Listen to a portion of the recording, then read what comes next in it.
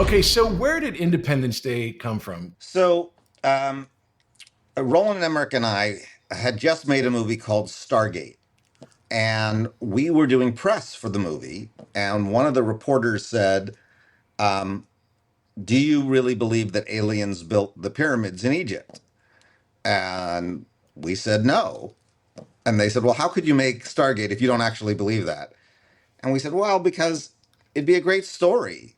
And then Roland said, I mean, just imagine, just imagine if we woke up tomorrow morning, stepped outside of our homes, and there was a 15-mile wide spaceship above our houses. Wouldn't that be an incredible story? And then he turned to me and went, "I think I got our next movie." From the heart of Hollywood, it's the Patrick Labyorteaux Show with Patrick Labyorteaux. It's the Patrick Labyorteaux Show. Patrick Labyorteaux. He's the one you gotta know. Tonight's episode, Dean Devlin. Patrick Labyorteaux Show. He's the one you gotta know. Previously on Dean Devlin, Uber producer Dean Devlin, born in New York City, has produced and co-written some of the most successful feature films of all time. Independence Day, Stargate, and Godzilla, which collectively grossed more than $1.4 billion worldwide. That's billion with a B. But the feature film world wasn't enough, so he founded Electric Entertainment, where he serves as chairman and CEO and force of nature behind such hit TV shows as The Librarian, Leverage, Almost Paradise, and The Ark. So basically, Dean and I have had exactly the same career. Please welcome Dean Devlin. Hey there, this is the Patrick Labyorteaux Show with Patrick Labyorteaux. I am Patrick Labyorteaux, and I am here with Uber mega producer of blockbuster films and super addictive TV shows. You know him as a huge producer. I know him as the other actor in Hawaii who would not stop writing. Please welcome Mr. Dean Devlin. Thank you, Patrick. Hey, Dean, how you doing, buddy? I'm good. It's good to see you. Same here. Thank you so much for coming on. I got to tell you, man, just as a little bit of how we know each other, we ended up doing this sugarcane industrial film in Hawaii together. Now, the way that I remember it was during some sort of strike, and I figured, well, great, I'll go and get this industrial. No one's going to be auditioning for it. And I walk into this office, and literally every actor in town is there because everyone's out of work and they all want to go to Hawaii. What was your experience? I actually just got cast in it, which was super cool. And I think it's just because there wasn't a whole lot of guys who looked like me at that time. Right. So I think they thought of me as a slightly older CNH sugarcane boy. So. Act 1, beginnings. Okay, so let's start there. Okay, so you started off as an actor, and Yes. you come from a Hollywood family. Your dad is a producer. He produced Witches of Eastwick. He produced My Bodyguard. Your mom's an actress who was in every movie that, look, if Rick Dalton had a real show, I bet she would have been on it. It was in that perfect time of it. She would have been on Valley Law. But you're not a Nepo baby, as far as I know. It was almost like you had to fight with your family to get into the business. So what was it that got you into acting? What was it in your, what caused you to want to be an actor? Well, I had kind of screwed up my educational path. I quit high school the day before graduation. Why? Oh, that's a long story. But basically, I got in a fight with my teachers, and to protest, I quit the day before graduation. So I wasn't going to be going to college. I wasn't going to be having an academic life. And I thought, since I can't do it through the normal route, perhaps if I could be an actor, that could be my way into becoming a director one day. Right. So I moved to New York. Didn't know what I was going to do. I ended up working at a company called FERCO, which stood for Film Equipment Rental Company. And I was renting film equipment to people in New York. And one day, Martin Scorsese's production manager came in, struck up a conversation with me, asked me what I wanted to do, and I told him. And he said, "Well, do you want to be a PA on Martin's new movie? It's called The King of Comedy. And I was like, yes, I'm desperate to be a PA on The King of Comedy. So I quit I my had job. no idea. So I quit my job. I found a replacement. I trained the replacement, got the Uh-huh. replacement in good shape, and I showed up for work. And the production manager went, "Oh, I forgot to call you."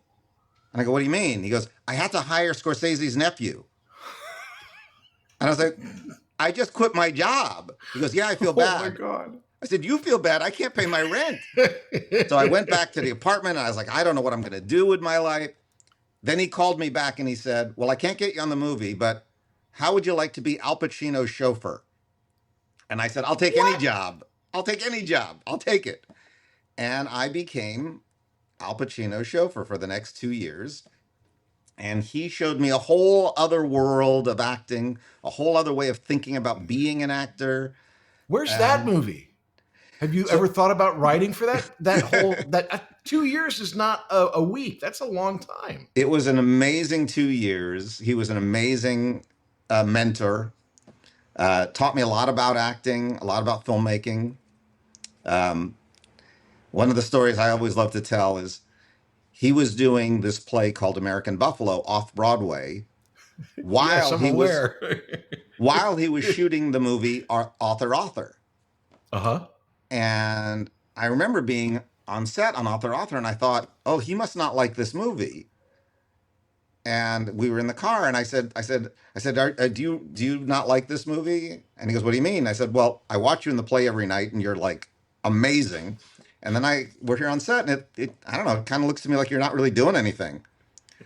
And he said, "I want you to come to dailies with me the next day." So I did. And when we got in the theater and I saw the big screen, he was brilliant. And I was like, "I didn't see any of that." And he said, "Dean, if the crew laughs, it's too big." And I never forgot that. This is really fascinating because I tell a similar story when I worked with Jim Carrey. Okay, so I'm doing one scene with Jim Carrey and Yes Man. I'm there on the set. I'm 3 feet away from him, and Yes Man was not a big character. Obviously, it was a Jim Carrey kind of straight role, but he's still Jim Carrey. And I'm watching him, and all day I'm thinking, oh, okay, I guess he's really toning it down. He's not really doing anything. He's not doing anything really. And I wasn't disappointed, but I was surprised, like, wow. And then you see the movie, and when you see the frame, it's so different. Everything Right. comes to life. Right. Now, obviously, you're a total pro. Where do you think that comes from? What do you think is going on there with that?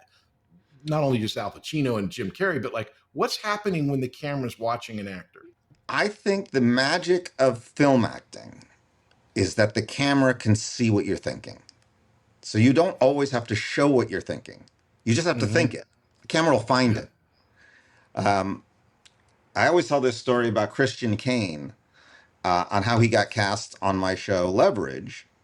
Right. Um, uh, John Rogers was my showrunner, and he knew Christian Kane. I didn't know Christian Kane. And he said, "Oh, yeah, he's perfect for this part. You're going to love Christian. You're going to love Christian." Well, I wasn't there the day he came in to read. But later I went over to John. I said, "How'd he do?" And he goes, "Oh, he really he messed up. He was no good." So I said, "Okay." So we moved on to look for other actors, but we didn't see any other actors that we liked. And so finally, it was Right. getting very close to the time to shoot the show, and I called John back and I said, "Did you guys tape his audition?" He said, "Yeah." I said, "Let me go see the tape."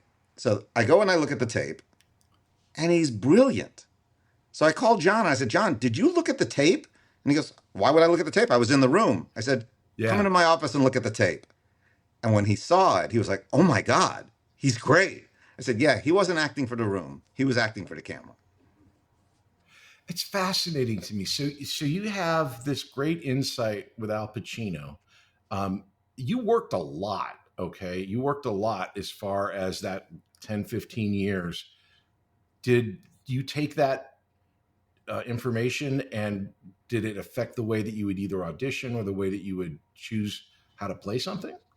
Oh yeah, working with Al completely changed my idea of what it was to be an actor. I grew up in Los Angeles where everyone with a photo and a resume is an actor.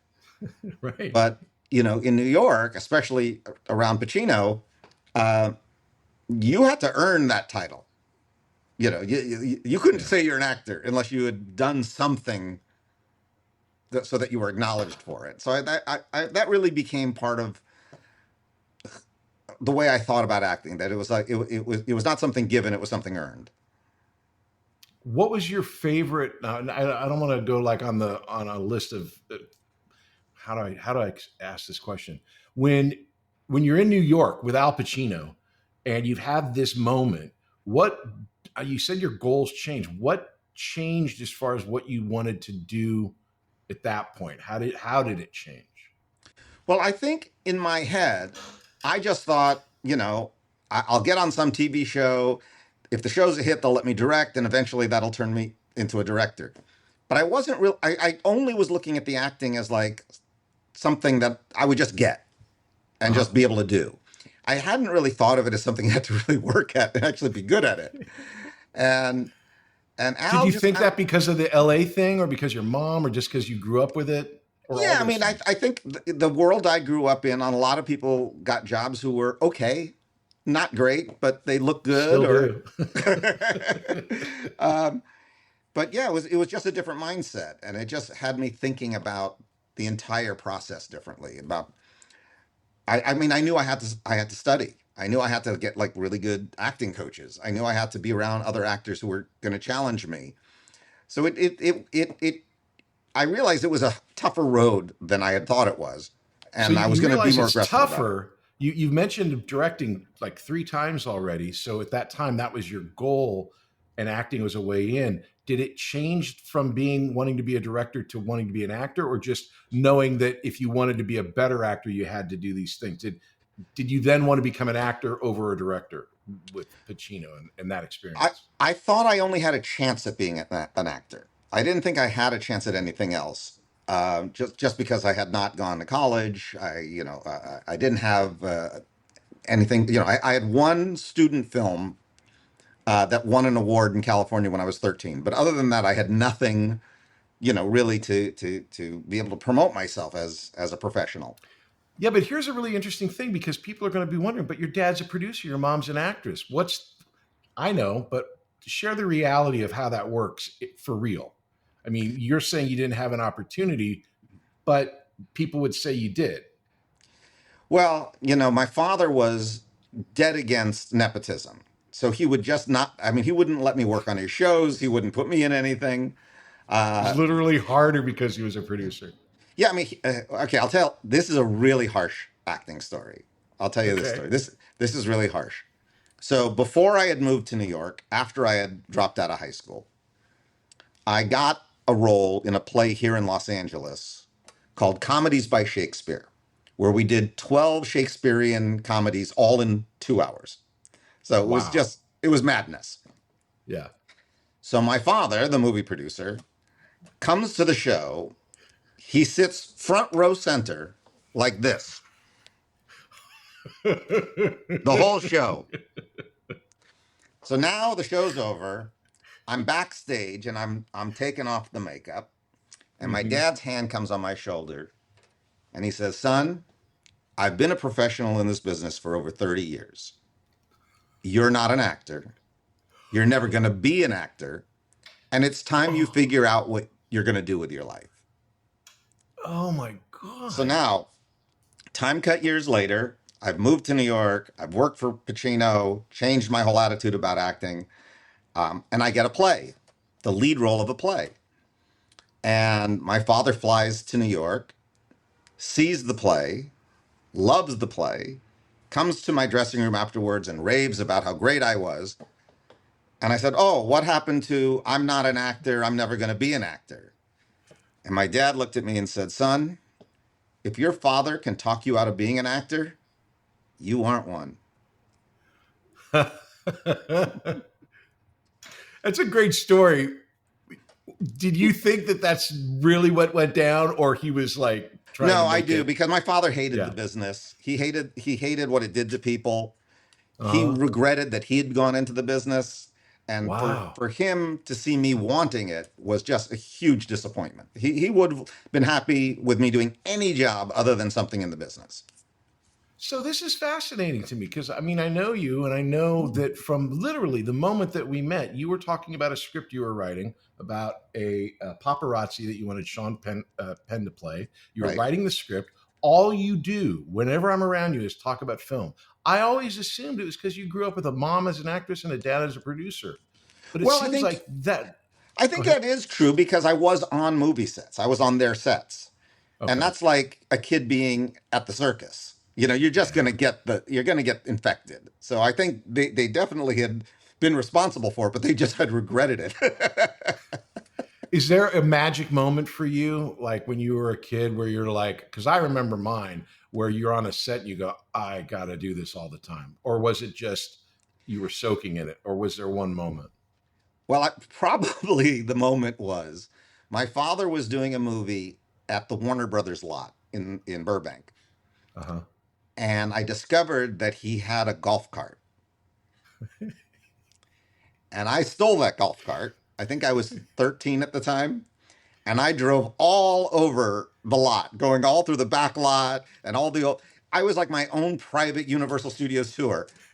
And I think that by the end, oh, and then I got busted because the Teamsters got mad at me for driving Of the golf course. cart. Yeah. Um, and then I had to like go to my father and get reprimanded. But it was so naughty and so much fun, and I was just that was it. I needed to be on movie sets for the rest of my life. That's a freaky great story. I had a very similar story where I was doing a movie at Warner's, and my mom brought my bike and just riding around the lot. You just ride around the lot. It's fantastic. So you're doing all of this stuff in New York. You're having all of these New York adventures. What brings you back to Hollywood? How does the transition? Was it an acting thing, or Well, what brought you back? so um, I I shared an apartment with another dude, and while I was doing the play was actually in East Hampton, Okay. and while I was doing the play, my roommate didn't pay the rent, and he skipped town. So when the play was finished and we were supposed to move on to Broadway, I come back to the apartment and it's 2 months behind.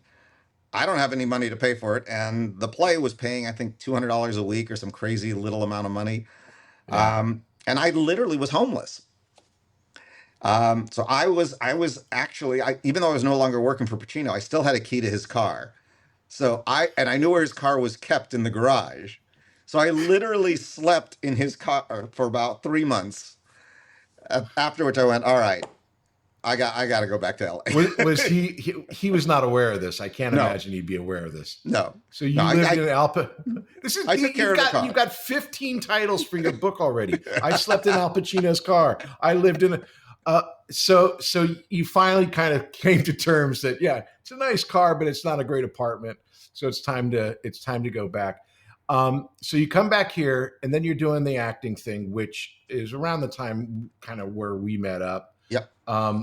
And what's so weird is you were you were talking about it with the Hawaiian thing that guys didn't look like you.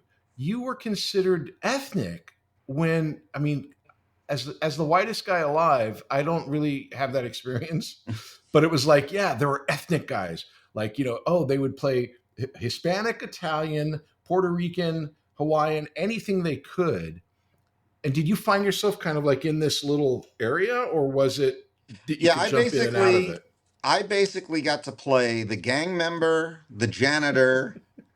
I had to have all these. I had these terrible fake Hispanic accents that I would try to do. They were just awful. I mean, really. I would ask you to do Just one, but I'm awful. sure that it would get you canceled nowadays. I would be canceled in 5 seconds if I did it. But it's interesting because what was absolutely a negative then would be a positive today. Right. It's all about diversity. It's all It's all about about having diversity a and- representation. Yeah. Yeah, and in those days, I mean, I remember once I got cast as a Mexican gang member, and this group that protected Mexican actors got really pissed off about it because I'm not Mexican.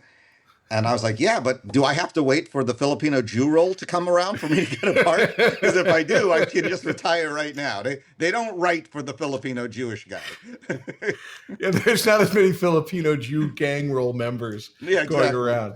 So you're in LA, and at this time we're going up for all of these parts. Like you say, you're playing all these different gang members and these side characters. We end up doing this industrial, which for me, I fell in love with Elizabeth, the girl that played the Hawaiian girl, and we ended up having like this relationship for 2 years. But you come back, we end up being friends. You're this time again. You said director, but you're writing all the time. So where'd the writing come from? I figure, again, the only road I'm going to get to filmmaking is if I write my own stuff or if I act in something. I didn't see any other pathway at that time. So I was just always writing, always trying to come up with some kind of project that I could convince someone that I was more than just an actor. And that was hard. Right. I mean, I actually, I won't say his name because it hurts his feelings, but I used to keep a letter on my wall from an agent at CAA who I had sent a script to, and he wrote me this letter back saying, "Stick to acting, kid." Gosh. I used to keep it on the Okay, wall. so this is the second big dude in your life that says you're not an actor, you're not a writer. And are you the type of person that when you get that, it makes you work harder, or do you let it slide over your body and just go with your own like intention? How does it affect you? This is an excellent question, and I've thought about it looking back because nothing ever stopped me, nothing deterred me, and I'm not sure if it was narcissism or stupidity or a combination of both. But something got me through all of that. I mean, even when I was sleeping in the car, I never was depressed about it. I never thought it all's not going to work out. My life's going down this. In my head, it was like, geez, how many more years do I have to wait before I make it? And Wow. I don't know why I had that attitude. It was probably my mom, but it's odd looking back. Because of your mom, because that's her personality, or she was the opposite of your dad and was always fawning over your accomplishments, or I don't know. My mom believed I could do anything I wanted to do, and she was the exact opposite of my father. I mean, they were divorced, so I had two different homes to be Okay. in. When I was with mom, I could say, I think I'm going to be a rocket scientist, and she goes, "That's great." My dad was like, I think they need a plumber. Right. Maybe you could be an apprentice. So yeah, it was very different. It's interesting, attitude. man. When you think about parents, it's like I'm already psychoanalyzing your dad. Like it sounds like maybe he had dreams that were crushed, and he loves you and doesn't want your dreams to be crushed. And your mom, who's gorgeous and talented, had experiences and success, and lives in that kind of actor world of maybe make believe or pretend. Never met either one of these people, but I think that you're a combination of that in that you're pragmatic and understand that there's going to be difficulties. But unlike any other person that I've worked with, as soon as you hear what the issue is, you don't bother to worry about it. You just get on fixing it. Where does that part of what this is coming from? Is just that chug along mentality? I think, again, I say this as a parent. I think if we make sure our children know that they always have a home, they get less and less afraid of failing. Mm-hmm. And my mom, more than anything, always made me feel like no matter what happened in my life, I always had someplace to go back to. And in fact, I did go back a couple times. So, I think that Is that sense where of you ended up home. when you came back to Hollywood from New Yeah, York? Yeah. yeah. Yeah.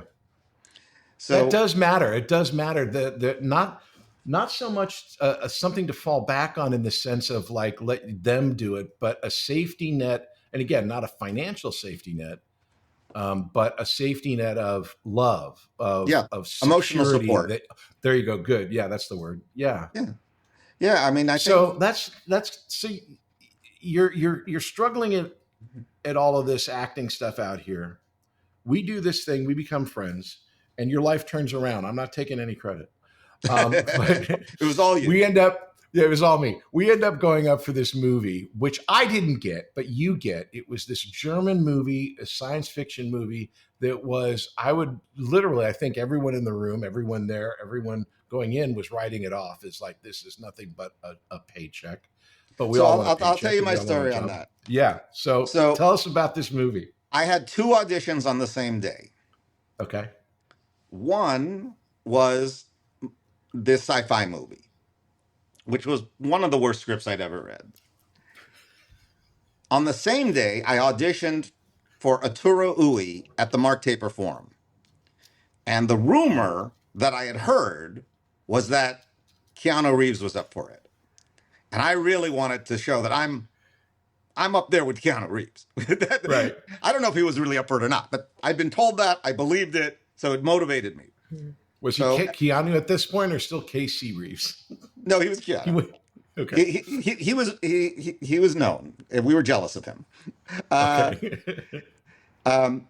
Anyway, so that night I get a call from my agent and he says, "Good news, you got them both." And I said, "I can't believe this. This is fantastic." I said, "But I'm going to do the play." And he goes, "Okay, I understand that. And if you want to do the play, great." He goes, "Do you know what it pays?" And I said, "No." And he goes, "It's $250 a week." I goes, "The lead role." He goes, "It's actor's equity." That's all it is. And he knew, my agent knew that I was taking care of my mom at that point, that we were sharing a house together and I was paying all the bills and my unemployment had run out and 200 a week was kind of tough. And I said, "What does the movie pay?" And he goes, "You can get 15,000 for the movie." I'm like, "Ah." I go, "But it's awful. It's going to, it'll kill my career." And he said, "Dean, it's so awful. No one will ever see it." So just do it, get the money, take care of your family. When you get back, we'll find you another play. So I said, "All right, fine." So I take the movie thinking, oh, yeah, this is going to be a nightmare. And I get to Germany and I see some of the most beautiful sets I've ever seen in my life. I mean, just beautifully designed. Wow. And the director, he's moving the camera like Spielberg does. I mean, like really brilliantly moving the camera and designing these shots. And I'm so impressed with it. And I went over to him and I said, "You're a real director. Why are you directing this piece of crap script?" And he said, "I don't know. When I wrote it, I was like," yikes. So I said, you remove your foot from your mouth, and then you said, I said, "English is your second language. Would you be okay if I were to, improv my dialogue a little bit? Just to give it a little bit more authentic flavor." He goes, "Yeah, improv. I love improv. Yeah, do it." So I do. Well, about 3 days later, he pulls me off set and he goes, "Dean, we have a very big problem." I said, "What's that?" He said, "All the other actors are very angry with you." I said, "They're angry with me? What'd I do?" He goes, "You have all the best lines in the movie now." So he said, "Would you rewrite their dialogue as well as yours?" I went, "Absolutely." So now I'm doing a dialogue pass for all the other characters. I'm having a ball. I'm acting and I'm kind of writing. Okay, so I love this story. When you're doing that, when you're in the midst of this, were you in the actor's mode? Like, now I got to take care of these guys? Or were you excited to work with this director guy? Or were you just excited to be writing? Did you feel, where was your head? Honestly, I was just so excited that someone was taking me seriously creatively and that I got to be part. I wasn't just going to be a meat puppet. I was going to actually be part of this whole thing. Right. And anyway, the upshot of it was the movie got finished and it was still pretty terrible. and Roland called me and said, "Take a look at the movie. Tell me what you think." So I watched the movie and he said, "How do we make this movie good?" I said, "To make it good?" And he said, "Yeah." I said, "Well, we're going to have to reshoot about half of it." And he said, "I can't afford to reshoot half of it." He goes, "No way." He goes, "Well, what do we have to do so I can at least sell the movie and get the money back so I can pay back my brother who lent me the money to make the movie?" I said, "Well," I think if we shoot a new opening, a new scene in the middle, and a new scene at the very end, it'll at least track. And then I think you could sell it." And he goes, "Yeah, let's do that." So I did all the rewrites. we shot it, and yeah, he sold it. He was able to sell it and get his money back. And that began a 12-year partnership of writing and producing with Roland Emmerich. We'll be back after these messages. Hey there, my name is Patrick Labyorteaux, and I play an actor on TV. And I also have this acting school called Working Actors School. And what we do there is we teach people to act using Zoom. So you can take an acting class with me and with a person in Connecticut, in Florida, and San Diego all at the same time, thanks to the miracle of Zoom. And I'm very excited to announce that we have a brand new class called Adult Weekly Class. Now, what is that? Now, that's a class that'll meet every Wednesday at 5:30 p.m. Pacific, and you come in and you have an hour-long acting class with other students. It's very, very simple, very, very fun. So if you've ever wanted to be an actor or try it or just mess around, these classes are great. So the Adult Weekly Class is going to be every Wednesday at 5:30 Pacific. Now, come and check it out. It's going to be really fun. Go to workingactorschool.com. Check out the website. You can sign up for the class there. If you need any other information, there's a phone number and an email on the website. You can get it there. And we would love to have you come and try. Talk to you soon.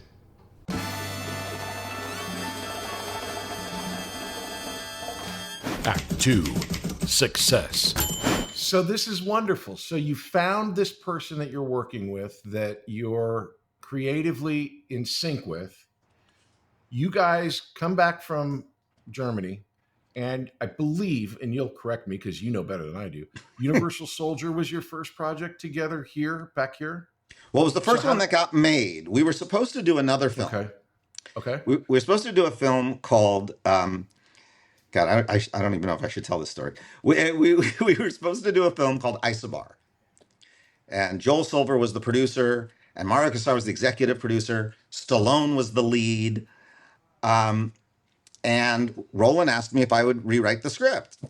So I just went and did it. And I was writing the script.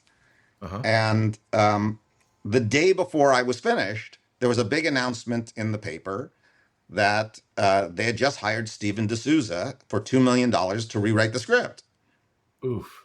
And Roland called them up and said, "You're getting a script for free tomorrow. Why don't you wait until you read that before you spend $2 million?" And they yelled at Roland and said, "We just got you the greatest writer in Hollywood. You should be grateful, blah, blah, blah."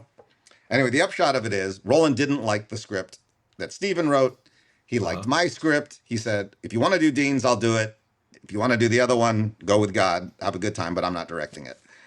And they kind of didn't think he was serious. And they started prepping the movie as though he was going to direct it. Yeah.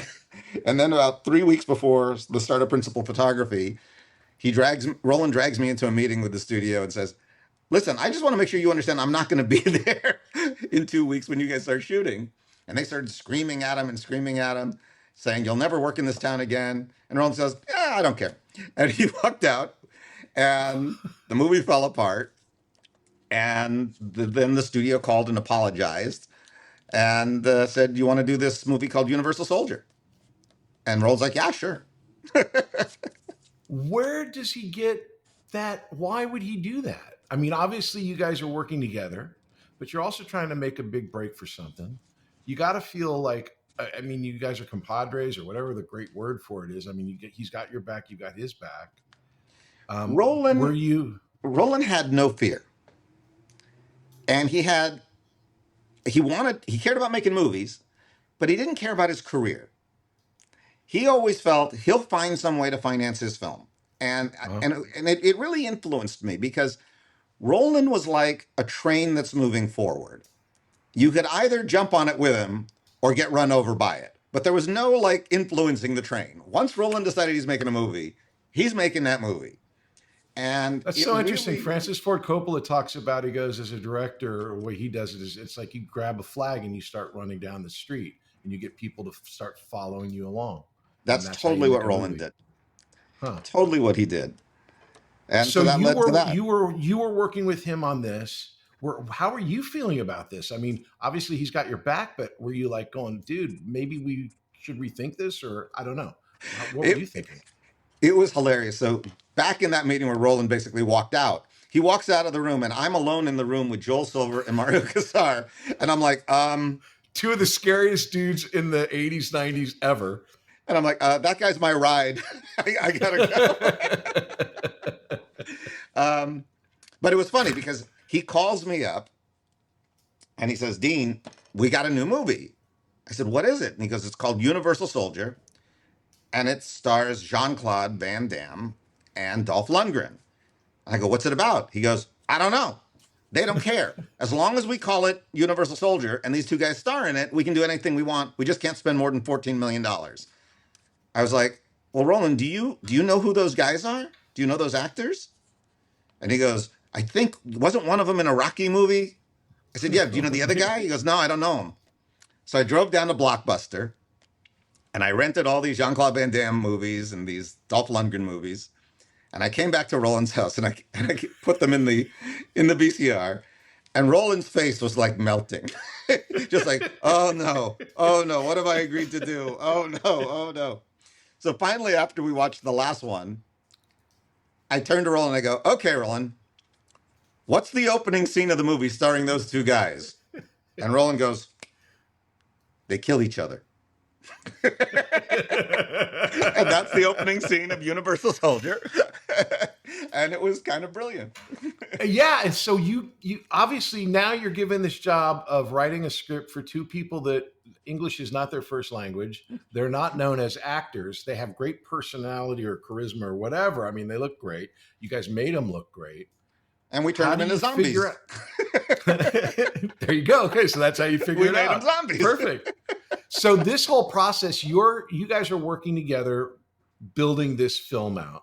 Yeah. When you're, and I don't know if this is a good thing for you or not, but you've always looked young. You still look young. But back then, I mean, you looked like you could have been a newspaper boy on set. And it's like, here, kid, get me some coffee. What was it like for you to be a producer of this film where, I mean, Hollywood is Hollywood. Shit happens really, really fast. But now you're the producer, writer, and your partner's the director. And I would imagine, based on you, that knowing Roland and his lack of English, you're taking care of most everything except the shots and the directing. Well, on Universal Soldier, I was not a producer. I was only the writer. Okay. But because we had a difficult experience, getting over the finish line in the way we wanted to, I told Roland after that movie, I said, I won't write another film for you unless I'm the producer. And so the next one, Stargate, that was the first time I actually got to be the producer. Okay, so this is great. So I liked Universal Soldier. I'm a big 80s fan. Obviously, you guys came up with a lot of great set pieces, a lot of great look, and a lot of great story, which I thought was kind of cool on the science fiction stuff. Stargate, I freaking love. I love the whole mythology. I love the idea. Where did that come from when you guys you finish Universal Soldier? How does one transition from that to Stargate? So Roland had a movie that he'd wanted to do since film school that he called Necropole. And the idea was that there was a spaceship buried underneath the Great Pyramid of Giza. And in this opening scene, it arises. It rises up from underneath the pyramid. It was a great visual. Yeah. But he didn't have a whole lot beyond it. He pitched me like the first act, but he didn't have much more beyond that. And I told him that I had always wanted to do a movie. And I said I didn't have a title for it, but it was basically Lawrence of Arabia in outer space. And it took place on this other planet. And it was this guy who helps these slaves. And he gets the slaves to rebel against the evil lords of the planet. And he kind of liked that. And we said, well, how do we connect these two ideas? How do we put your movie and this movie together and make it into one movie? And it was actually a brilliant production designer named Oliver Scholl, who was a dear friend of Roland's.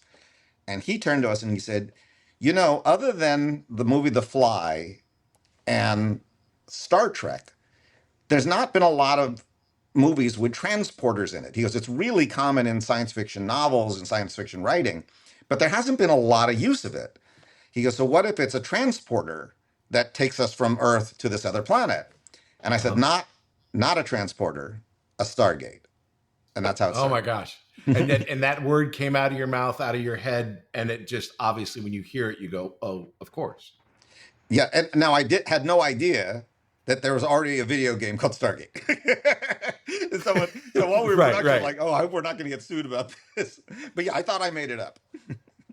Well, but I mean, you did. I mean, that's the whole thing. Ideas are just out there, and it's how you come around, how you come across them. So again, what I see in Stargate more than in Universal Soldier, I saw a lot of problem solving in Universal Soldier. In your writing for Stargate, I see the beginnings of what I think of when I think of your writing, which is many stories combined into one. So that you've got these story fragments that come along. You've got the soldier that lost the son. You've got the old king. You've got the alien. You've got these people. Do you do you see pulling these strings together as a style or something that you return to because you like the dramatic cause of it, or does it just happen because of the story you're telling? Honestly, I think the truth is that Roland Emmerich grew up in Germany, but loved American movies. He loved the movies of Spielberg. He loved the Raiders of the Lost Ark. He loved the Zemeckis movies. And I grew up here in love with Star Wars and all these same movies.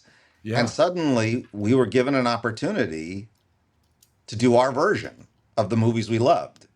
So I think it was less thought out as kitchen sink. It's like everything that we ever loved in a movie, we got to have that. Oh, we got to have the spaceships that are shooting the guys on the ground, and so I'd love to say it was more intellectual or some strategy. I think it was just two nerdy guys Okay, so fanboying out. nerd out with me. What would be your favorite thing that you have in Stargate, or that is in Stargate, that's your favorite kind of like cool science fiction-y genre thing that you really like? Go, man, I'm glad we got that in. Well, actually, my favorite thing in Stargate was not in my script, and it Okay. was not planned. What I had written in the script was they walk through the Stargate. That's what I wrote. So Roland set up a camera through the Stargate. He did one on the side, profile of them walking through. And each actor kind of did their own reaction before they walked in. And it was fun to watch each actor do his own thing. And Kurt Russell gets it, and you see him steel up for the adventure, and he steps in. But then James Spader walked up to the water, and he just slowly put his hands in, and then he pulled his hands out and looked at his hands. And then he looked up at it with the sense of, I'm about to have this adventure.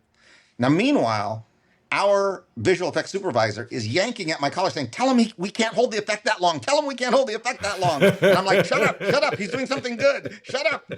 And James came up with this moment that for me in one little bit was the entire movie. It was this guy who had lived this life in isolation in a lab who was suddenly getting the adventure of a lifetime. And just the way he Yeah. put his hands in, pulled his hands out, looked at his hands, and then looked up at the gate. To this day, that's my favorite moment in the entire movie. So that's a great lead into. So you'd worked with Jean-Claude Van Damme and Dolph Lundgren. Then your next movie, you've got Kurt Russell, James Spader, and at the time, the most hot actor in the world from The Crying Game. I'm not placing Jay your name. Davidson. Jay Davidson. All of a sudden, all these A-list. I mean, I say this because Jay Davidson has kind of gone up and down, but at the time was like that was the person. I think he had just won an Oscar. Yeah, I mean, big time for Crying Game. And you've got Kurt Russell and James Spader. What was that like for you as an actor to be working with these people? Did you obviously you see the difference? No shade on Jean-Claude and Dolph, but you see the difference. Well, I love these guys, and so I'll tell you this story. Here's an untold story I will tell. So Wonderful. Kurt Russell had turned down the movie 4 times. And finally, we offered him more money than he had ever been offered on any movie in his life. And he showed up at the office and he said, I think this is one of the dumbest scripts I've ever read, but you're paying me this crazy amount of money. I'm going to show up every day and be unbelievably professional, and I'm going to give you everything I got. And I was like, thank you. Right. So then we start the movie. Spader thinks it's the dumbest script he's ever read in his life. And there's this moment where we go to shoot this scene out in the desert. It's like 120 degrees. We got the crew out there. It's brutal. And Spader comes marching out onto the set and he says, "You said you were going to rewrite this scene. You didn't rewrite this scene. You told me you were going to rewrite it." And we're like, "Well, maybe we can figure out some stuff here on set." And he goes, "No, I'm going back to my trailer. When you have this scene rewritten, you call me and I'll come back out and shoot it." And he stormed off. And all of a sudden, Kurt Russell shows up. And Kurt Russell goes, "Where's the kid?" And I said, "Well, he's in his trailer. He don't want to come out until we rewrite the scene." And he goes, "What?" Kurt goes marching down to James Spader's trailer, bangs on his door. James opens the door and he goes, "What the hell are you doing?" And Spader goes, "Oh, come on. You know that this dialogue is awful." And Kurt Russell goes, "Of course it's awful. That's why they're paying you $1 million. If it was brilliant, you'd do it for free." It's wonderful. Now, did you know any of these guys before? None. Okay. None. Wow. But I will say both men, when they saw the film, loved the movie and said, "I didn't see it. I didn't get it. Now I get it. Right. It's wonderful. And I'm so glad I was part of it." But while we were making it, they really thought they were making, an Ed Wood movie. Well, it goes right back to the same thing that we were talking about with actors and the camera. When you guys, and I say you guys, meaning you and Roland specifically, I don't have this talent. I've never produced a big, huge science fiction movie, but there's so many ingredients and so many flavors and so many things that you need to keep track of to make it a thing, like a confection, that when you're done with it and you're watching it, it all makes sense. That this may be what's going on in your head. And actors, their job is to worry about their character and what they're saying. And so the dialogue may not make sense to them at one point, but it's the tone, that kind of Republic serial kind of fun adventure. You never know what's going to be around the next corner adventure part. It's just, I can see why they wouldn't see it. And then it comes out. So the movie comes out and it's huge. It was huge. So what is this? How do you guys do? I mean, not how do you do it, but you start off with Universal Soldier, which was a great action flick that everyone respected. You come out with Stargate, big hit. Now you guys are like this really known thing. Where are you as far as what you think you are versus what you are, what you think you're going to do next? How does that affect you?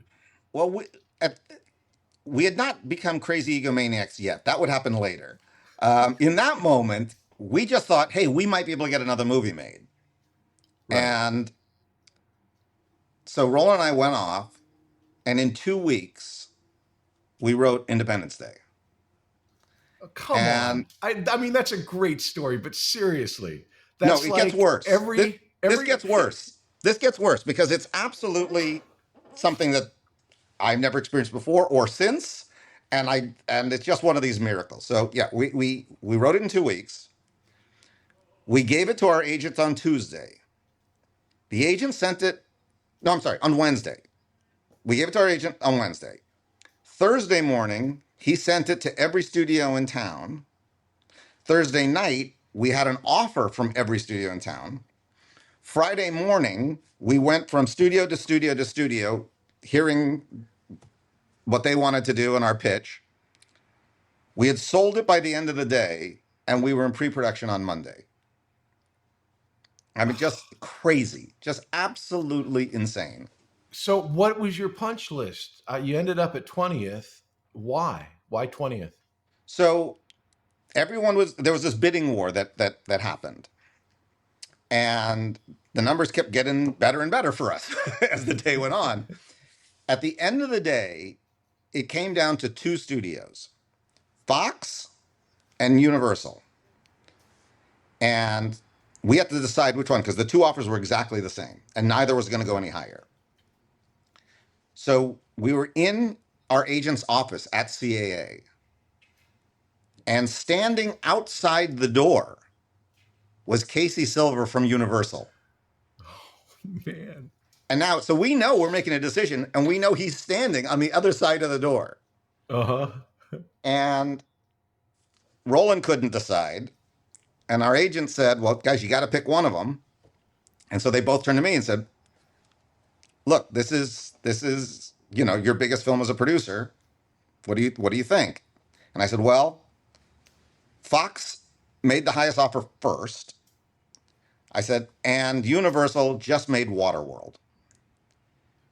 I worry that after what happened with Waterworld, they might stick a microscope up an area of my body that I don't want explored. We're going to go with Fox. That's So a we pretty decided to go with savvy Fox. decision. That I think I not that you need my approval, but I think that's a really smart way to look at it. So when we opened the door and Casey Silver's standing there, I'll only put it this way. If you read Casey Silver's book, he describes it as the worst day of his career. And I was not allowed to go to Universal for several years after that. So you literally are starting on this project. I can't even imagine the endorphins and the chemicals, legal or otherwise, going through your body at this point, because it's so crazy that it was news here in town. It was on the cover of Variety when you guys sold that movie before it was a movie. Everyone knew about it. It's not a small movie. It's a sprawling epic of, again, all of these. It reminded me of, again, maybe 20th Century was the great place, because Towering Inferno and all these great stories where these disaster flicks are all these stories that come together that tell these, personal stories over this big, huge, unbelievable story. Where do you start as a producer when you're like, okay, how do I start this big movie? Where did you go? What did you do? Well, before we had sold it, in the writing process, Roland and I had a very unusual writing process, which is I sat at one end of a table with a word processor, and he sat at the other end of the table with drawing materials. So I would write the scene and he would storyboard it. And then when I was done with what I've done, I'd show it to him. If he liked something I had done in the script better than what he drew, he changed the drawing. If he thought what he drew was better than what I wrote, he'd show me the drawing and then I'd rewrite that. So by the time the script was finished, we literally had storyboarded the entire film from beginning to end. So Was it at this process that you got the famous White House explosion together? I will tell you that all of the great imagery was Roland, all of it. And he constantly would, again, at that end of the table, he'd draw something. I'd look at it and go, we're going to blow up the White House. Yeah, we're going to blow up the White House. I'm like, all right, we're blowing up the White House. And it was, and it was a weird, magical experience. And it was one of these things where, and it's never happened again, so it's not like I think this can be reproduced. But it was one of those things where you're constantly waiting for the bad news. You're constantly waiting for the other shoe to drop, where it all like goes to hell. Yeah. And it never happened. We never had the difficult actor. We never had the horrible thing on set. Everything just kept going great. And I'll never forget, we were now in post production. We're doing the final mix and we're making prints. And Roland came over and said, "Yeah, we're having some trouble because they want to make 4,000 prints." And I said, "Roland, you've got the wrong number. They don't do more than 2,000 prints." And he goes, "No, I think they're going to do 4,500 prints." I said, "No, you've got this messed up." So I called up Tom Sherrick and I said, "Tom, what is the number of prints you guys are making? Because Roland's kind of freaking out here." And he goes, "Yeah, somewhere between 4,500 and 5,000." And I went, "I have to go home." I put the phone down. I got dizzy, and I realized they were going to go for the record. And yeah, this has never been done before. Yeah, that had never been done before, and I was just terrified. To me, I just wanted. I was hoping it could be Stargate again, and then when I realized no, they're going for the home run. They're going for the world record. Then I got very, very nervous. Before we get to the opening, there's one other bit. Like, you'll do a movie and no one will like it, and then it'll come out, and then 20 years later, it's like this classic where everyone loves it. Or you'll do something that you're not thinking about, and then it becomes something big. The speech that the president gives at the end of ID4, I think, is one of those things where it's just sort of come into this big, especially now with all the memes and all the clips and everything on social media. Was there anything special or not special about the moment that you put that together? Was that you? How did that come about? All right, so here's the story behind the speech. Well, let me give you a story before the story. The story Okay. before the story, on the very first movie that Roland and I had done together, when I was writing it, Universal Soldier, I was in a room by myself for like 2 hours trying to write the scene. And finally, Roland walked in and said, "What the hell is taking so long?" And I said, "Roland, it's just awful. Everything I'm writing, I've read it before. I've seen it in another movie. It's crappy. It's not that I'm not good at this. This is not great." And Roland put his hand on my shoulder and he said, "Look, Dean, you're not a genius." He goes, "But you know what? I'm not either. And maybe if we just work really, really hard, we can become good craftsmen." Once he said that, the pressure went off. It's like, oh, Right, I don't have right. to be a genius. There's other guys who are geniuses. I just got to keep getting better, make a better looking chair. Okay, I'm not going to make a piece of art that's going to be in the gallery, but I'm going to make your favorite chair in your house. And I was like, okay, that's an attainable goal. All right, so now time Yeah. cut to this moment. So we're doing the script for Independence Day. And we get to this moment, and I'm really excited about it. And I'm pitching it to Roland. I said, this is the night before the big battle. And I said, this is right out of Henry IV, Shakespeare. He's walking amongst the troops, and he sees they're nervous. And he realizes that he has to steel them up for battle. And Roland goes, "So you just want to write the St. Crispin's Day speech?" I went, "Yeah." And he goes, "You're not Shakespeare." I said, "I know, but look, this speech is going to be the big thing." I said, "Look, let me just vomit something out now, and we'll work on this thing. We'll get back and we'll really spend time on this. We'll make this speech the best speech." So I went off and literally in 15 seconds, I vomited out a speech and we put it in the Right. script. And as I said, the whirlwind of making the movie happen. So now I'm in the production office and I'm working on something. I forget what I was working on. But I looked up at one of the PAs and I said, "What's the scene they're shooting next?" And he goes, "Oh, they're doing the president's speech." And I went, "I never rewrote it. Oh, crap, I never rewrote it." So I literally, as fast as I can, I'm running to the set to go work on the speech. And I arrive just as Bill Pullman is doing the first rehearsal. And it goes gangbusters. And all the extras freak out and start screaming. And I was like, holy cow. The only change I made was at that moment, there were people at 20th Century Fox that wanted to change the name from Independence Day to Doomsday. So the only change I made is I ran over to Bill Pullman and I said, at the end of the speech, say, "Today we celebrate our Independence Day."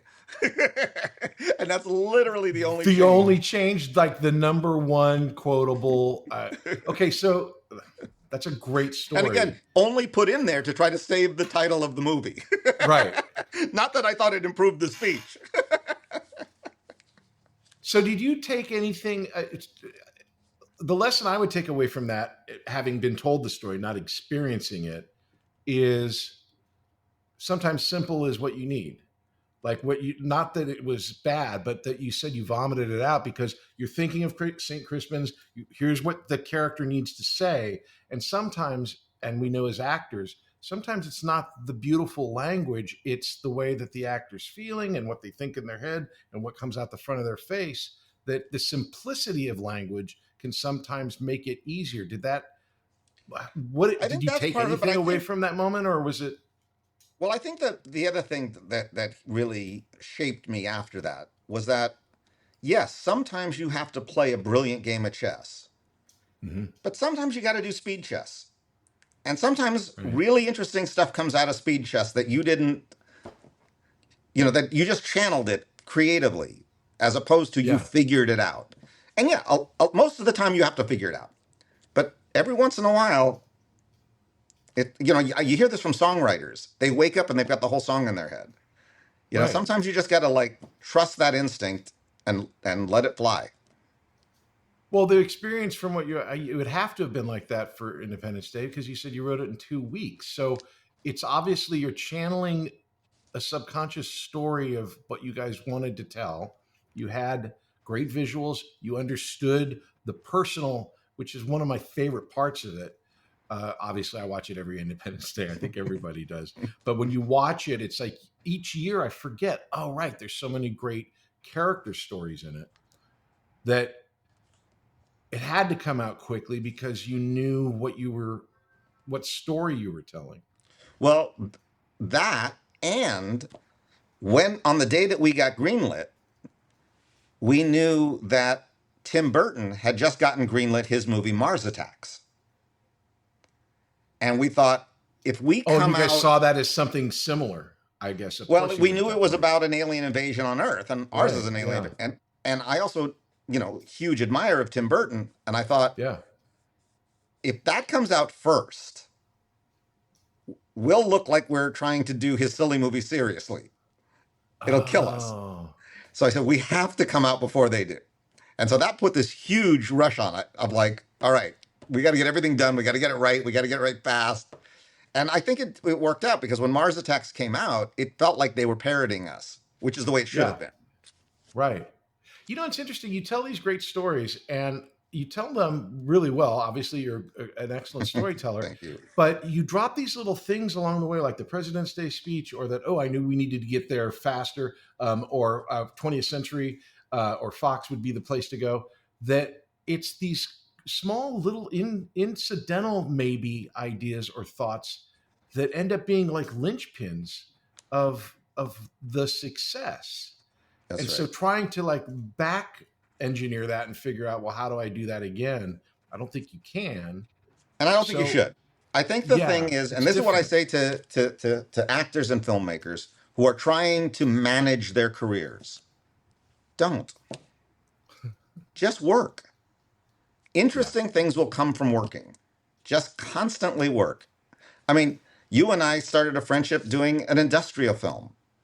right. It's like you don't know where the interesting people in your life are going to come from. Right. And I just think if you just work whenever you can work and do the best work you can in the situation, you'll always get something from it. Always. But I see these people so many times trying to plot their careers. And of course, what's the old joke? How do you make God laugh? Make a plan, you know? Well, let's play some speed chess here because again, you've got this huge career. You they release Independence Day. It's the largest movie in the history of the world forever and ever. You are the creators of it. There's no doubt. What happens to you emotionally? Yeah, I mean, basically that's the one I'm interested in because obviously we know what the career happened, but what happens? What does it feel like? Well, we became, and I hope Roland's not mad at me for saying we, because maybe he'd say, no, you, Dean, giant egomaniacs. Just horrible, narcissistic egomaniacs. And luckily, we then made Godzilla, which kind of brought us right back to Earth, smacked us in the face and said, you're not as talented as you think you are. And it was the best I thing that think could it's have a happened. great compliment to your own emotional stability that you understand this or see it like this. But in the midst of it, I know I've been an egomaniac. I've been on a TV series. I've been a star. I know what I feel like when I'm, number one on a call sheet. But it's not until after when you look back, what was the real time reality of all of this when you go off and you did The Patriot before Godzilla? No, Patriot was No. after. That's how Okay. we got back on So our feet. okay. So you go to do Godzilla. Again, I like Godzilla with the many stories combining into that. You think that you were like overreaching, or what is it? What do you think was your like? I'm I using think your that words, your egomaniacal tendencies in I Godzilla. think, well, let me speak for myself because I don't want to speak for Yeah. Roland because he may feel very differently. But from a writing perspective, I broke every rule I believed in screenwriting on writing that script. And the rules were broken out of narcissism. I don't need to set up the characters in Act 1. I'll do a scene in Act 2 and then I'll explain the characters. No, no, no. Oh, Structure is setup, conflict resolution for a reason. I yeah. don't need to make Godzilla a hero or a villain. He's just a creature. Creatures in real life aren't heroes or villains. In movies, they're heroes or villains. You got to tell the audience how you're supposed to feel about them. We had this huge death scene for Godzilla at the end, and no one gave a crap. They're like, why am I sad that this guy, it was just, I'll take all the blame on Godzilla. Because again, the visuals Roland came up with were fabulous. But I wrote a No, script but I that was just appreciate the not candor. one that Look, works. I appreciate the candor and the reality of something like that. But again, when you were dealing with this, it's a different set of expectations. Stargate was more pressure than Universal Soldier. ID4 was more pressure than Stargate. All right, so I'll At tell you this the point, story. now, yeah, now you've got to be better than the biggest movie ever. So, opening day, I'm in New York at the biggest theater in New York. It's the first screening, the 12 o'clock screening, noon screening. I'm in the back of the theater. The movie's over. People are getting up to leave, and I'm standing in the back of the theater. And I see these two guys, and they're walking up the aisle. And one guy turns to the other and goes, "Hey, that's Dean Devlin." "Who?" "Dean Devlin. He's the producer of the movie." "He produced this?" "Yeah." "Sucked."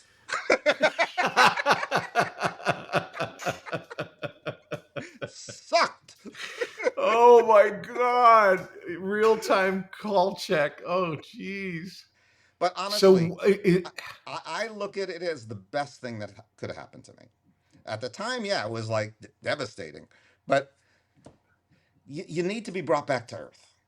And after that, I would say I was a lot more careful in my writing, a lot more careful in the productions. uh-huh. I had, again, I had to respect the process instead of just feeling like anything I did was going to be great.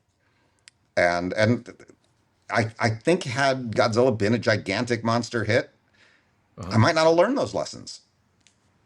So Well, I'm how grateful could you? for I its mean, failure. yeah, how could you? So so you said it leads to the Patriot, which my question was, where does Patriot come from? Because it's so different than what you guys had done before, or maybe I'm not seeing the connection. It was totally different. So we had an overall deal at Sony at the time, and um, John Calley Hmm. had always wanted to do a movie about the Battle of Midway. And as you know, Roland later did a movie about the Battle of Midway. So Roland got very excited about this idea. So we started trying to develop for John Calley this movie about the Battle of Midway. Um, During this process, they were giving us writing samples of writers that they thought were really good writers. So they gave us this script and they said, the guy who wrote this wrote the movie Spielberg just shot. It's going to come out soon. It's called Saving Private Ryan. This guy, we believe in this guy. We're not going to make this script, but we want you to read it because we think it's really, great writing. We agreed. We loved it. So much Uh-huh. so we really wanted to make the movie. So we came back and we said, all right, well, this is the writer we want for Midway. And John Kelly said, Sony is owned by a Japanese company. Maybe we don't do the Battle of Midway. So I said, can we do Patriot? He goes, let's go do the Patriot. And that's how the Patriot happened. So I think I'm right that you're not credited as a writer on that. You're a That's producer, right? That's So, but come on, are you, or is it like you're still working day to So day? You got to be working on it somehow, right? there was 35 drafts of the script done, Oof. all done by the writer. But I would say I got very involved, as did Roland, as did Mel Gibson, in the Mhm. script notes. So it was Right. very intense, and and we kept doing draft after draft. The only thing that I wrote in the movie is there's a moment after Mel Gibson's son is dead, and he's in this tent alone, and he's talking about his life. And I wrote that one little speech. But other than that, it was all written by Robert Rodat. Which, I mean, obviously he's a talented guy. I mean, I'm not looking to say that but again, just look at this murderer's row. You've got Heath Ledger, you've got Mel Gibson, you've got you and Roland, you've got Robert Rodet, and you're all producer writers, and you're on this project. Was this you say it was kind of like a return from the bizarre experience of Godzilla, of being over confident, I guess. How was the experience on Patriot? What was your experience for that? Well, again, almost the exact opposite, because we were going to take every scene seriously. We were going to take the structure seriously. We were going to take how we shot it seriously. We had been knocked down to earth, and we were determined to really do something good. It's an interesting thing. It's a good movie. You talked earlier, though, about movies getting a second life. And it's interesting because when the movie came out, it had like 50-50 reviews. 50 liked it, 50 didn't like it. The big knock on it was how many times we had the American flag in it, and they thought it was a jingoistic, overly patriotic movie. But the very next year is when 9/11 happened. And that was also when the DVD came out. Okay. And we went from 50-50 reviews to 100% positive reviews. Suddenly, after being in a country that had been attacked, the whole view of the movie changed. And it was really interesting. And then, of course, now it's on, every year it plays again on television. And it's thought of as it's very interesting. And I'm speaking strictly for business, okay? Mm-hmm. I was on a show called Jag when 9/11 happened. Yeah. And we were like in our 5th season, and we went another 5, I think, based on the patriotic reaffirming of America and the military and all of the things that people were kind of not looking down on, but not paying attention to, just years before. It's easy to get cynical about that. Yeah. It's easy to get cynical about certain things. And then things happen in the world that kind of give you perspective and go, oh yeah, it wasn't so easy to have this country. We actually have to fight for it. We'll be back after these messages. Hey there, my name is Patrick Labyorteaux, and I play an actor on TV. And I also have this acting school called Working Actors School. And what we do there is we teach people to act using Zoom. So you can take an acting class with me and with a person in Connecticut, in Florida, and San Diego all at the same time, thanks to the miracle of Zoom. But we also teach kids. We have a great class called the Youth Weekly class that's every Tuesday at 5:30 p.m. Pacific time. And it's for kids. It's for like 10 to 17. And we have a great group of kids right now, and it is ongoing. So if you know someone that wants to get into acting and has never done any acting but would love to try, why don't you have them try starting off with Youth Weekly? Just go to workingactorsschool.com and check us out. It's Youth Weekly every Tuesday at 5:30 p.m. Pacific time. Act 3, present day. So after Patriot, you end up producing a lot. And is there, obviously partnerships combine and break up all the time in life and in business. And so you'd always wanted to be a director. You've been saying that for all of these stories. You've been working with a great director. You've been writing and producing. How did you guys end up not working together? Was there a story behind that? Or is it just sort of like, it's time? So Roland found love in his life very late in his life. He'd been an absolute workaholic through the time that we'd been together. Mm-hmm. And I was really trying to build up the company, build up how many shows we were developing and our team.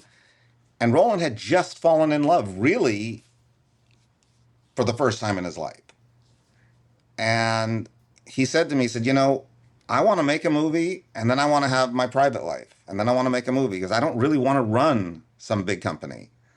And I said, Roland, you've earned that right. You've been nonstop since film school. If you want to enjoy your life more and then occasionally make movies, do it. I said, but you won't want me around because I'll be like this albatross, like, oh, I got to make a movie so Dean can make some money. I said, let's not do that. I said, let me go run a company. You go do this. And it was literally the greatest creative it sounds divorce super ever. Healthy. It Yeah. was great. And he's been supportive of me over the years. I was supportive of him. And, so it was literally the best divorce you could possibly have. Well, I like hearing those type of stories because I'm a big fan of Hollywood, and especially when you're talking about talented people. You've had from that moment, you've had this huge career in producing and in television, and there's so much to talk about with the television. Where did you decide that the transition was going to be from movies to TV?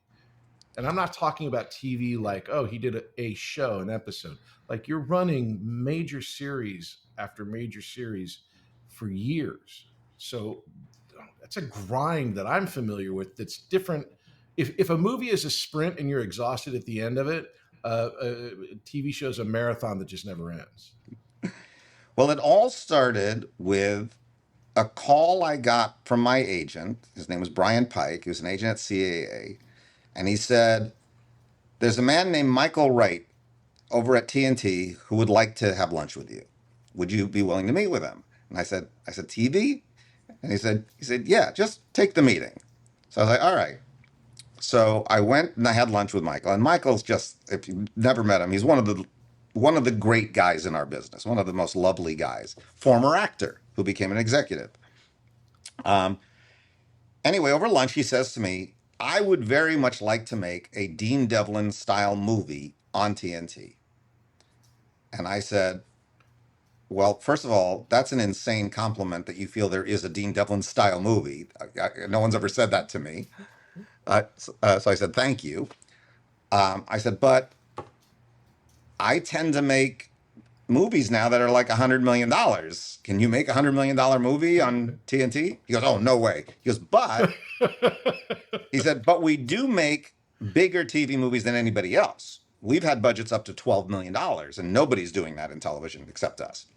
And I said, okay, not to be crude and grotesque, I said, how would I be compensated? I said, I get a really nice paycheck doing $100 million movie. How would I make any money, Right. spending my time doing this? And he said, well, look, you're clearly not going to get the kind of money you get making movies. He goes, but you make this movie, you make one of these movies with us, you can own it. What? He said, you can own it. I said, wait, what? How does that work? And he said, look, we'll put up 75% of the budget for the right to show it on TNT for 4 years. So You'll that's their put up, license fee. Yeah. yeah, you'll put up 25% of the budget, and you can sell it all over the world. And in 4 years, you get it back in the US. I was done. We're doing this. Yeah. And Was that's that how the we've been doing. triangle? No, that was the first Librarian movie. That was a librarian. Okay. Yeah, the very first Librarian. That was in 2004.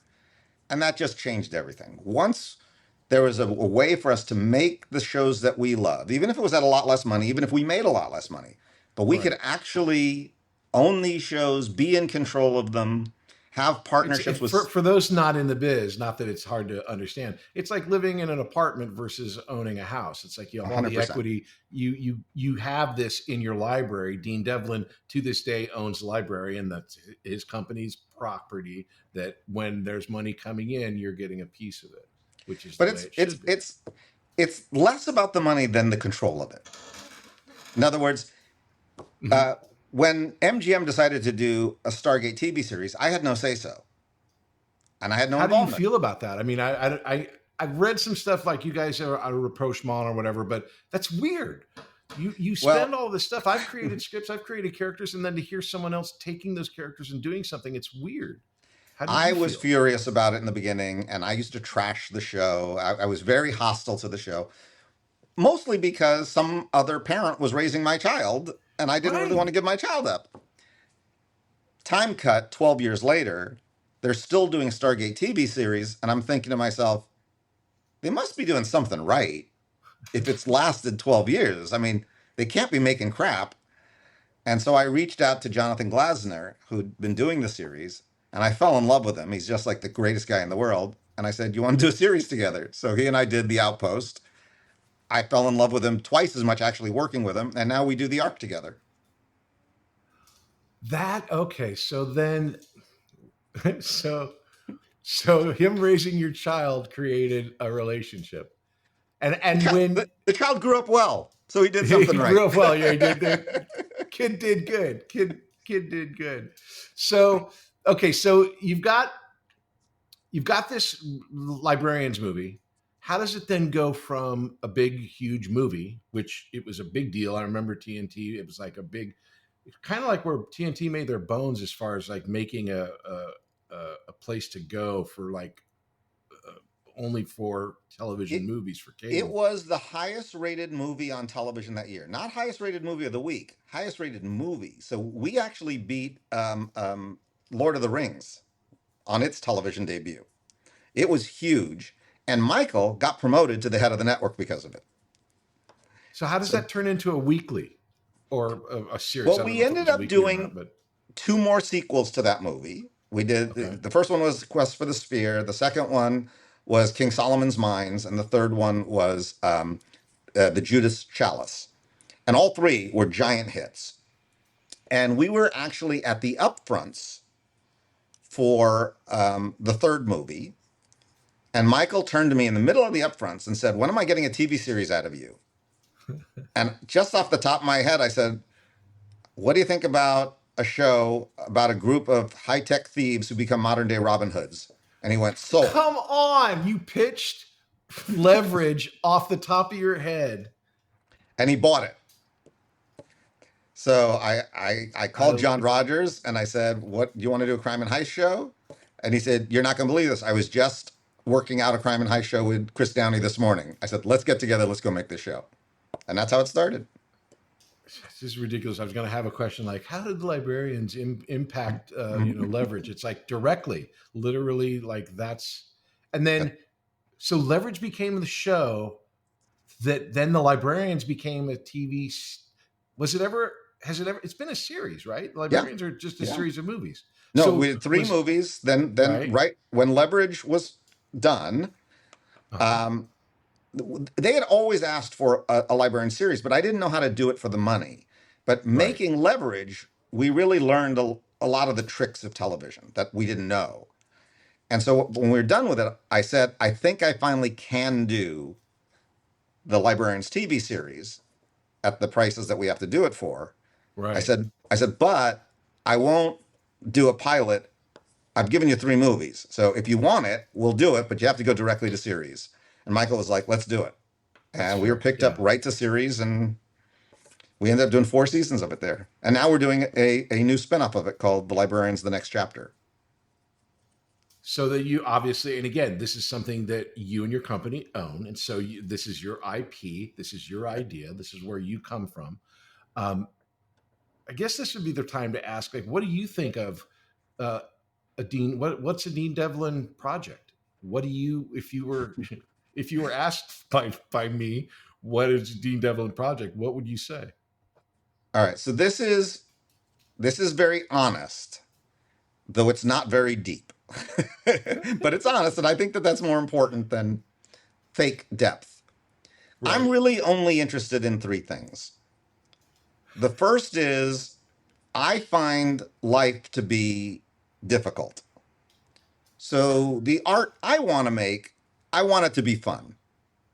That's just my own personal preference. Mm-hmm. Second, I'm kind of addicted to the cheer moment.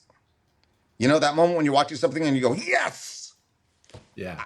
I got to have it. It's like, I need that more than anything in the world. The ultimate Randy Quaid moment when he's going up into the spaceship. Yeah. But the third thing is, I like to get a little weepy. I like that my eyes get all watery, right? Now, number 3 tends to temper 1 and 2.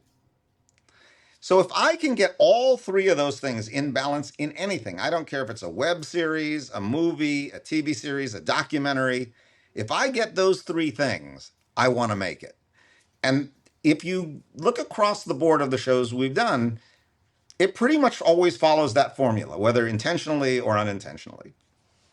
You're right, obviously. Of course it does. But what's interesting to me is I thought for sure there'd be some sort of genre component, but in your heart, that's not what it's about. It's about the characters and the feelings. Where does the genre aspect come for you? Just from, I don't know, So being our age and growing up on Star Wars? I don't know.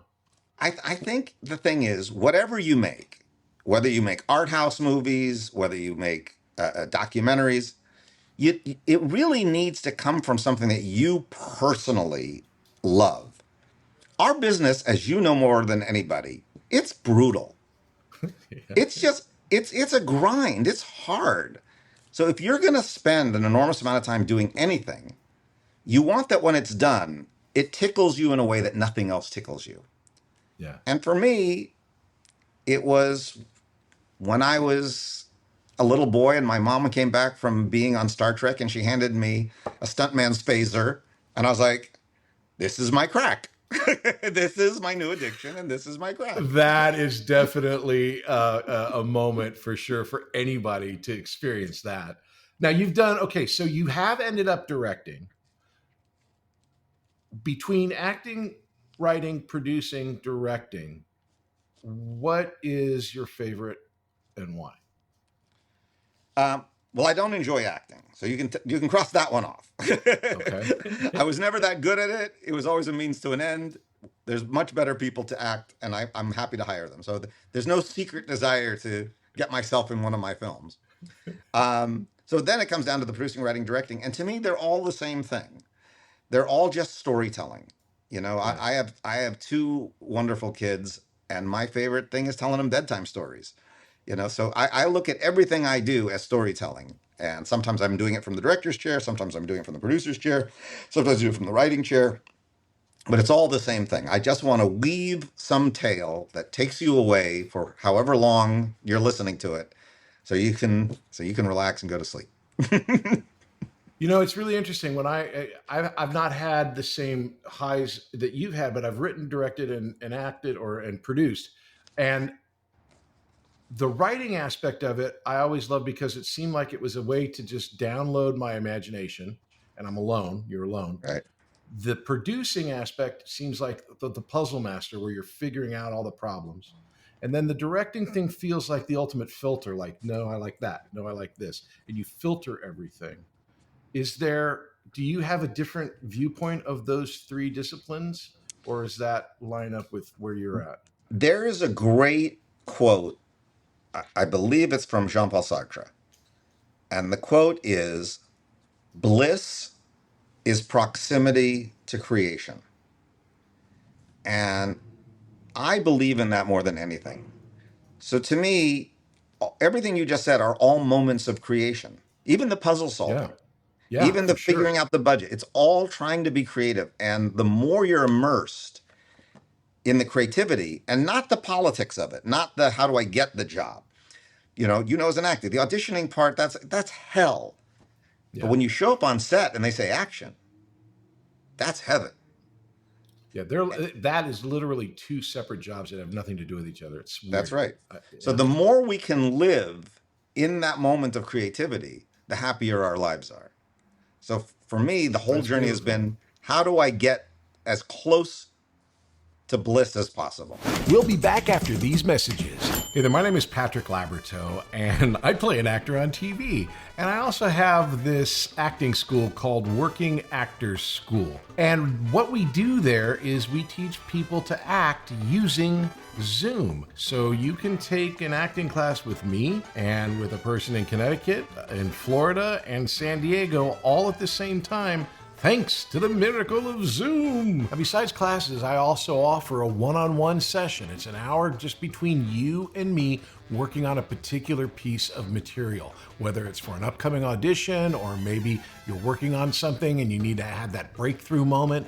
These are really, really fun, and they're really, really great because they're really personalized and intense in all the good ways that intense can be. So if you're working on something, if you want to break through, if you want to have a one-on-one session where you're not working with other people, this is the way to do it. All the information is in the classes page on workingactorsschool.com. Act 4, questions. So the first question is called That's Showbiz. And What is your most Hollywood moment? My most Hollywood moment? Oh boy. It was probably the phone call saying 9 studios want to buy Independence Day. That's a pretty good Hollywood That moment. was probably my most Hollywood moment of all time. Okay, that's Showbiz Part 2. What's your most embarrassing Hollywood moment? um, Probably being fired off of Geostorm and having another director and writer reshoot 60% of the movie. That was probably my Oof. greatest humiliation. Okay, I can see that. This one is the showdown, the best and the worst. What's the best thing you've ever done? And we're saying, kids are great, but we're saying in entertainment, best thing you've ever done, the worst thing you've ever done.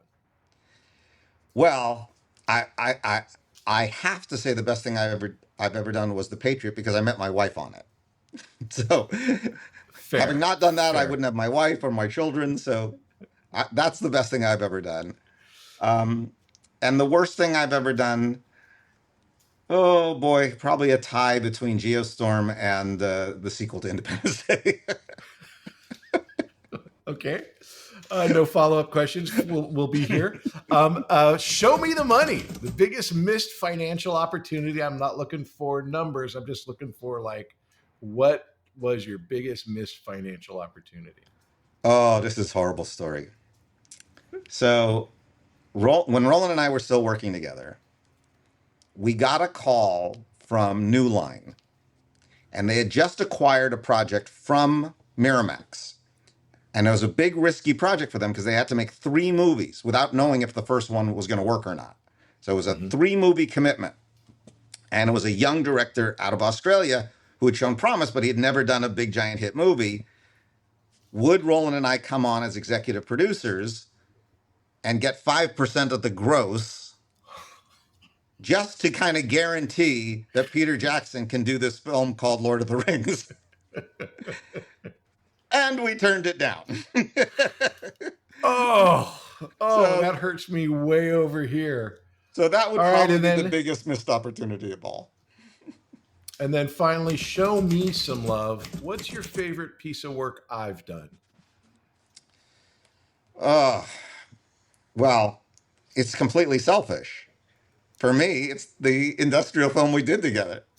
Of course, absolutely. Because not only did you take something that was absolutely wood and made it fun and watchable, but you made the whole experience for me fun. And I did this again just to have a job, and it goes down as one of my favorite experiences. And I Well, credit you what you largely said for that. earlier, I appreciate that because what you said earlier was really true. Just go to work, right? The whole idea of this business is just go to work. And I That's say right. that all the time because that's why we're here. Why are we bothering with anything else? We're kind of at the end here, but I still have one last question called show and tell. In Sure. the back, you have the helmet from Phantom of the Paradise. I love this movie. What is your connection to this film, man? This is it's people who watch this will want to know. Well, I'm a giant Brian De Palma fan, and this is my favorite movie that he ever made. And I've always wanted to remake it. I've always wanted to turn it into a Broadway play. Never been able to get the rights to do it. Um, he brilliantly wove together Faust, The Picture of Dorian Gray, and Phantom of the Opera into Right, one brilliant story. And Paul Williams wrote the most amazing music. right. And The history of pop music from that Bubblegum Act all the way through to Kiss. He figured it all out, man.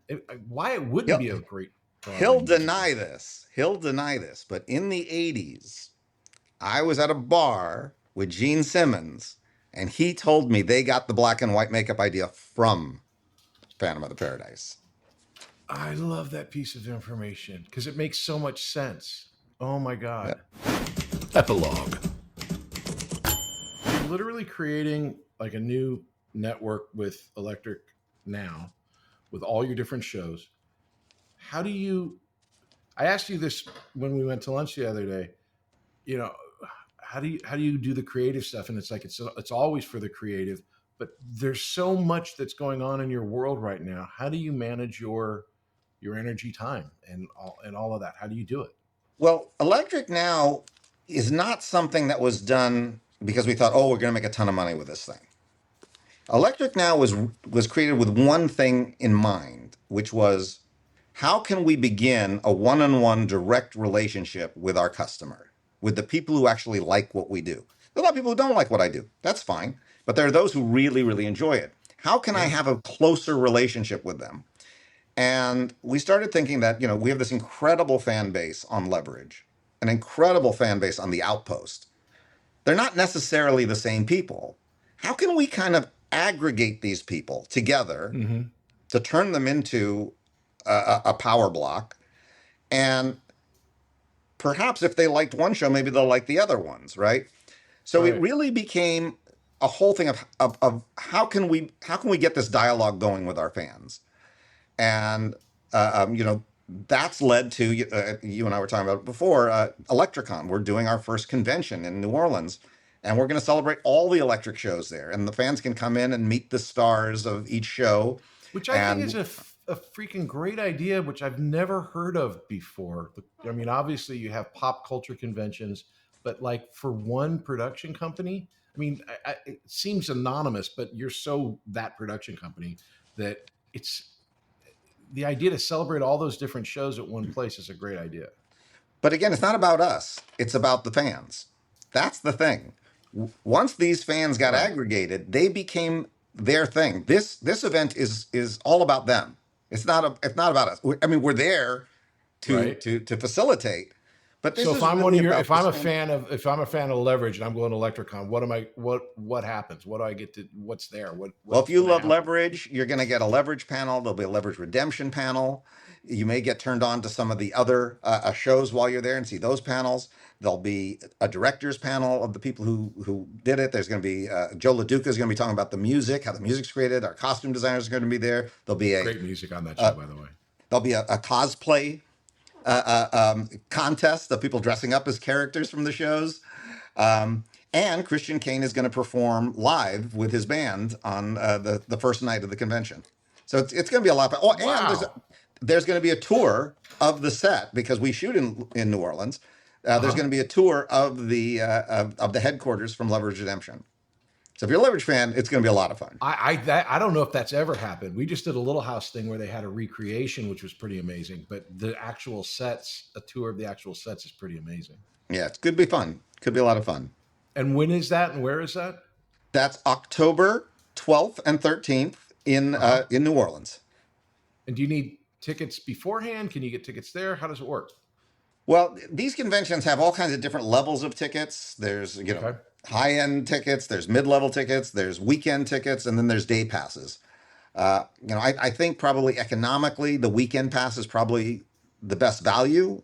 Unless you're only going to go for one day, then a day pass is better. But like a weekend pass, I think there's some savings from buying 2 day passes. Right.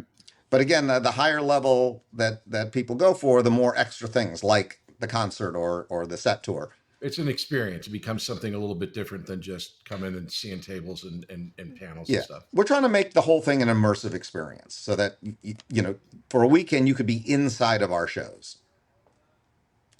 Of all the things that you've been doing with television, can you narrow down the one thing that you learned from television over film?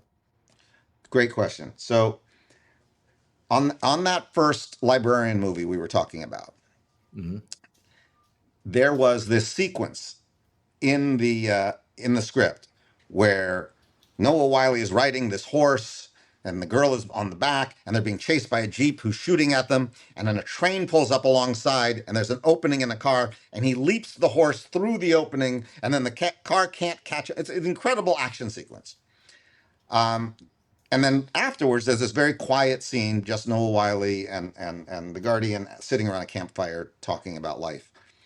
Well, the show was about a minute and a half over. And so I called Michael Wright and I said, I'm going to cut the scene around the campfire so we can get this great action scene. And Michael said to me, he said, Dean, when you're in a movie theater and you've got an action sequence like that, your heart is pumping because you're like inside of it and the sounds and the thing. And he goes, and it actually gives you some insight into the character because he jumps the horse through it. So it's really engaging in a movie theater. He said, in television, that's when they go to the bathroom. That's when they go make a sandwich. He said, but the scene around the campfire, everybody's leaning in. On television, they want to know who these characters are. Premise lasts 15 minutes. Characters are what it's all about. They either fall in love with these characters and want to know everything about them, or if they don't like it, then you've already lost them no matter how many action sequences you put in. And I kind of didn't believe him, but we did the change he asked, and he was 100% right. And I realized from that moment on, the most important thing, the plots are important, they're all important, but the most important thing are the characters and why you should give a damn about them. End credits. Well, Dean, dude, I could talk to you for hours, but apparently you've got an empire to run. And I thank you for the time. Thank you for sharing these freaking great stories. And I just want to say that, you know, I call you every now and again going, I just saw Independence Day or I just saw Stargate. And I really mean it. I really, in Leverage, I binged the whole thing, but like, I love these shows that you make. Thank you. And I'm just really, really happy to call you a friend, but also to be able to talk to you like this was really amazing. Thank you so much for your time. Thank you for having me on the show. I love what you're doing. I love the TikToks, and I think this is a great extension of it. And thank you for letting me be part of it. My pleasure, man. It's the Patrick Labyorteaux Show. Patrick Labyorteaux. He's the one you gotta know. Hey, everybody, thanks for listening. I'm really, really glad you're here and checking out the podcast. It is an audio podcast wherever you get your podcasts. It's a video podcast over on YouTube or on Spotify or wherever you get the video ones. All my socials are Working Actors School on TikTok, on Instagram, and on YouTube. Please check us out. If you want any information about the school, it is at workingactorsschool.com. We've got classes going on all the time. And again, thanks for listening, and we'll see you next time. It's the Patrick Labyorteaux Show. Patrick Labyorteaux. He's the one you gotta know.